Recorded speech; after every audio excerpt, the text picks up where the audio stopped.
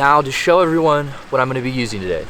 So, first things first, I've got about 6-pound mono tied on to my main line, and then I have a small swivel, and these are really cheap at Walmart. And at the end, I'm going to go ahead and use this 5-pound fluorocarbon tippet. And if they don't have 5-pound, 4-pound works as well. And at the end of that, I'm going to go ahead and tie on a size 10 bait holder hook.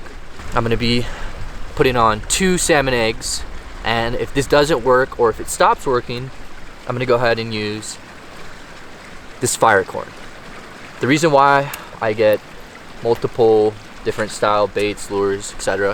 is because if the fish start to get used to something or they're used to seeing it around, they'll probably stop hitting it, and then the second you throw something new in, they'll start to hit it again.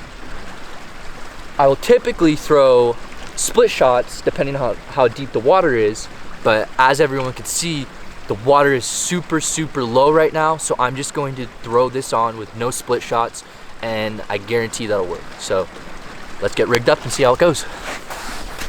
So what I'm using here today is a Damn Quick 110. It's actually a vintage German reel. I picked it up at an antique show. It's actually a little tank. It's not too bad. I'm pretty impressed with the quality. And the rod I'm using is a Shimano Compre. I believe it's a 5/6 2-piece ultralight rod. And this is a fun little setup for when you're out here fishing for, smaller fish. These kokanee do not get very big. So when you're fishing for, smaller creek fish, I would definitely recommend picking up an ultralight setup. Makes things a lot more fun.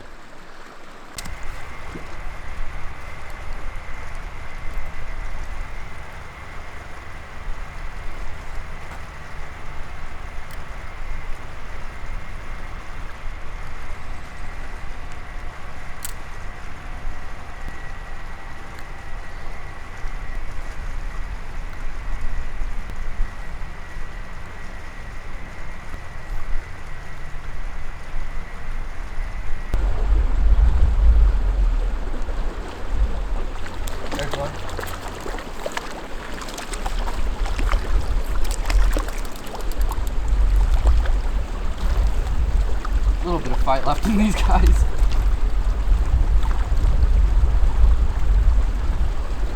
Here's a kokanee right here. He's all spawned out. These ones are really close to death. They're really dark and kind of not that appealing looking, but still fun to catch. So I'm honestly surprised that this guy even bit the corn, but he was feisty, and yeah, we're gonna go ahead and let him go. These guys are, I don't know how many more I'm gonna catch because they're just super, they're just out of it. So let's go ahead and let him go. Get out of here. There he goes, back to the crew. Look at all these guys. So I caught that guy on the corn because the salmon eggs weren't working. But if I can't catch any more from this giant huddle, I'm gonna keep walking down a little bit because there's little pockets of them, but I feel like I came a little too late in the season because it's really unpredictable. This time last year, my cousin was catching them and they were bright, vibrant red, just ready to go, active still. Right now, these guys are spawned out, they're tired. They're looking at it, they're kind of following it and just like, who cares? I'm gonna die anyways. So we'll see how many more we could catch. I mean, I still caught one and still gonna have a good time. So let's go ahead and get some more.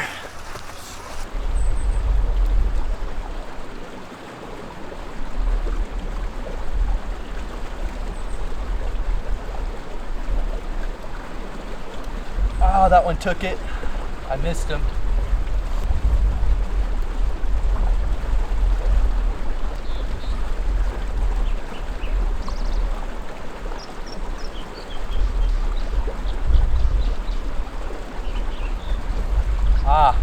I missed 2 because they're not biting very hard, but let's keep trying.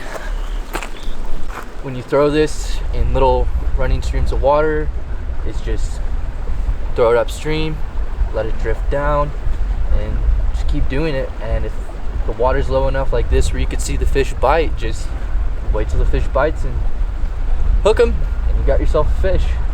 But let's keep rolling. So it's time to start moving down a bit. That group of fish was really finicky, so I think I caught all that I could catch out of that bunch. I mean, there's a ton right there where my pole's pointed. There's like a group of like 8 to 10, and another little pack right here, right there under the rock. I mean, they're just everywhere. This is why the eagles were hanging out here. I mean, look at these guys. They're just right out in the open, easy food. It's crazy. This is gonna conclude today's video, just because I think I'm here a little too late in the season. The fish are extremely spawned out. They're zombie looking. It just varies season to season. I know one year it was around mid-October, then the next it was early November, and then last year it was around this time, mid-November. And right now the fish are really zombie looking. I did not see one vibrant red spawning fish. These fish are on the brink of death. I've seen quite a few washed up on shores, a lot floating around. So these fish, they're kind of over it. They're not really in for the bite, but that doesn't mean that the technique I used today will not work. I still caught fish, and if you want to use this technique too, just pick up an ultralight setup, and all you really need is a small size 10 bait holder hook with fire corn, or you could use salmon eggs as well. And if you're not a fan of the ultralight setup, you could also just use a fly setup as well, and that'll work just as great. I mean, this technique might not work for you. I'm up in the Sierras, so this is what works in this area. A lot of these fish are hatchery fish, and if I'm gonna go fish for native fish, I like to try and find, what species are there and what they're feeding on, if they're like little nymphs, if they're ants, and then from there, I decide what fly I want. So it all just depends on where you're at. So, I mean, you just have to figure it out. It's gonna be a lot of trial and error, but I would give this technique a shot. It wouldn't hurt to try, and you never know. You might pull out a nice sized fish, or, I mean, maybe in the area there's only smaller fish like there are here, because the fish here, they don't get too big, but it's still fun to come out and just throw a few casts and catch a few fish. I mean, nothing really beats it, I want to thank everybody for watching this video. If you could please give it a like and subscribe if you enjoyed. It really helps the channel out. Thank you for watching, and until next time.